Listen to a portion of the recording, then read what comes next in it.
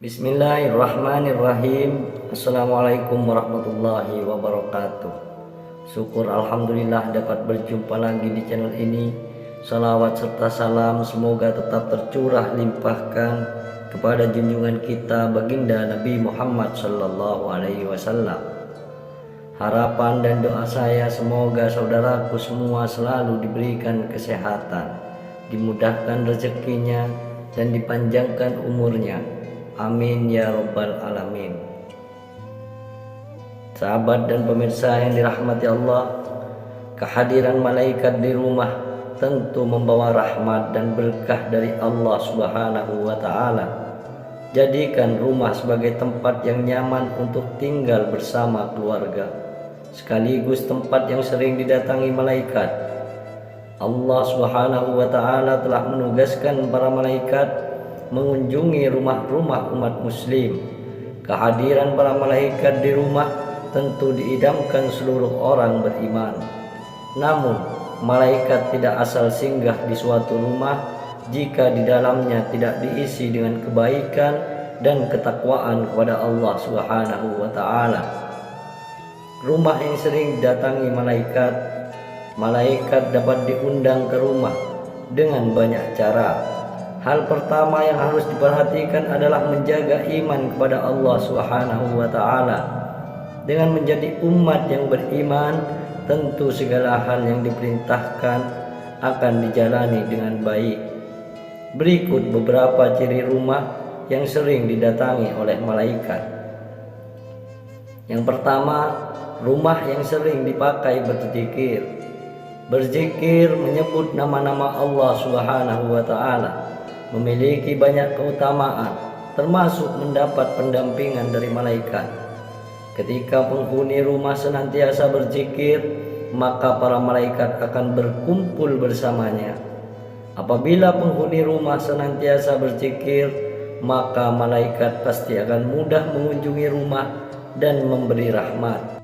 Dari Abu Hurairah radhiyallahu an bahwa Rasulullah shallallahu alaihi wasallam bersabda, suatu kaum tidak duduk dalam suatu tempat untuk berzikir kepada Allah kecuali mereka dikelilingi oleh para malaikat dan diliputi rahmat, dan Allah menyebut mereka termasuk orang-orang yang ada di dekatnya. Dan yang kedua, rumah yang dijadikan tempat sholat. Sholat adalah ibadah paling utama bagi seorang muslim. Rumah bisa menjadi tempat sholat sehingga ibadah ini dapat memberi cahaya dan ketentraman bagi penghuninya. Diriwayatkan dari Aisyah radhiyallahu an adalah Rasulullah sallallahu alaihi wasallam sholat malam, dan jika hendak sholat witir, beliau membangunkan Aisyah dan menyuruhnya untuk sholat. Hadis riwayat Muslim. Hendaklah di dalam rumah disediakan mihrab, tempat sholat, sebagai tempat khusus untuk mengerjakan sholat, sebagaimana anjuran ini diisyaratkan dalam firman Allah Subhanahu wa Ta'ala surat Ali Imran ayat 39 yang artinya, kemudian malaikat Jibril memanggil Zakaria sedang ia tengah berdiri melakukan sholat di mihrab. Katanya, sesungguhnya Allah menggembirakan kamu dengan kelahiran seorang putramu Yahya yang membenarkan kalimat yang datang dari Allah, menjadi ikutan, menahan diri dari hawa nafsu, dan seorang nabi termasuk keturunan orang-orang soleh. Rumah yang pemiliknya senantiasa melaksanakan sholat juga akan membuat malaikat senang datang berkunjung. Dari Abu Hurairah radhiyallahu an, Rasulullah sallallahu alaihi wasallam bersabda, di tengah-tengah kalian ada malaikat yang silih berganti, bertugas mengiringi kalian di waktu malam dan siang hari. Mereka bertemu ketika waktu sholat asar dan waktu sholat subuh. Malaikat yang mengawasi kalian naik ke langit. Lantas Allah bertanya kepada mereka, bagaimana kalian meninggalkan hamba-hambaku? Para malaikat menjawab, kami tinggalkan mereka sedang mereka tengah mendirikan sholat, dan kami datangi mereka sedang mereka mendirikan sholat. Dan yang ketiga, rumah yang digunakan untuk membaca Al-Quran, rumah yang sering digunakan untuk membaca ayat-ayat Al-Quran akan dihadiri oleh malaikat dan ditinggalkan setan-setan. Berdasarkan hadis riwayat Ibnu Sirin, Rasulullah SAW bersabda, sesungguhnya rumah yang di dalamnya dibacakan Al-Quran, maka lapanglah penghuninya, banyak kebaikan, malaikat menghadirinya dan setan-setan meninggalkannya. Sebaliknya, rumah yang tidak dibacakan Al-Quran, maka sempitlah penghuninya, sedikit kebaikannya, malaikat meninggalkannya dan setan-setan mendekatinya. Rasulullah telah mengajarkan kepada kita cara menjaga diri dan rumah dari setan. Salah satu contohnya ketika seorang muslim masuk rumahnya sambil mengucap bismillah, setan akan berkata kepada teman-temannya, mari kita pergi, tidak ada tempat bermalam untuk kita di rumah ini. Begitu pula ketika sebelum makan kita mengucap bismillah, setan akan berkata kepada teman-temannya, mari kita pergi, tidak ada tempat bermalam dan makan malam buat kita di rumah ini. Dan yang keempat, rumah yang sering dibacakan sholawat. Sesungguhnya di antara para malaikat Allah Subhanahu wa Ta'ala ada malaikat yang ditugaskan untuk berkeliling mencari orang-orang yang membaca sholawat Nabi Muhammad sallallahu alaihi wasallam. Rasulullah sallallahu alaihi wasallam bersabda, sesungguhnya di bumi ada malaikat yang berkeliling dengan tujuan menyampaikan sholawat umatku kepadaku. Hadis riwayat Nasa'i.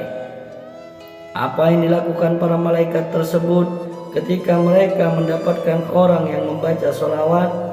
Mereka akan menyampaikan sholawat itu kepada Rasulullah sallallahu alaihi wasallam dan lalu mengembalikannya kepada yang membacanya dengan membawa rahmat, keselamatan dan keberkahan yang berkali lipat untuknya. Rasulullah sallallahu alaihi wasallam bersabda, barang siapa yang membaca sholawat kepadaku 1 kali, maka Allah akan memberinya rahmat 10 kali lipat.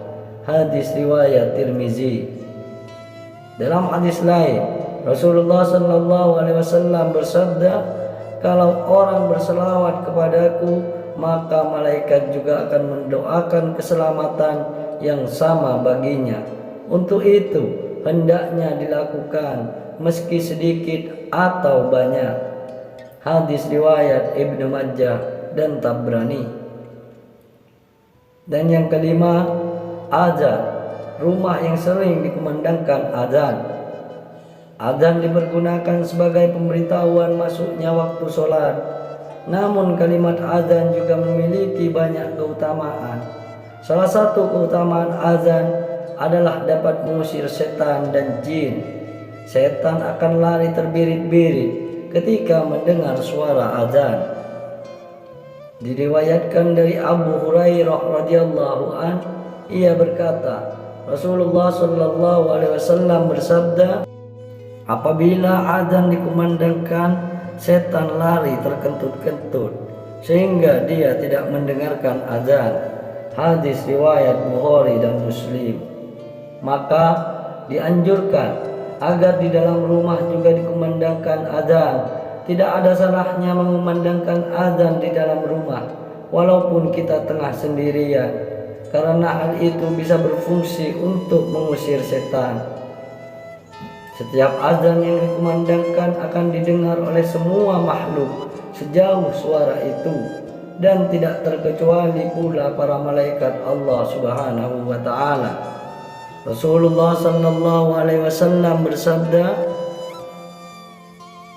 seorang muazzin diampuni sejauh suaranya dan menyaksikan untuknya setiap yang basah dan yang kering. Hadis riwayat Ahmad, Abu Daud, Nasa'i, Ibnu Hibban dan Ibnu Majah. Pengertian, setiap yang basah dan yang kering adalah memuat segala sesuatu yang ada di alam raya. karena tidak ada sesuatu pun di alam ini yang bisa lepas dari salah satu sifat keduanya.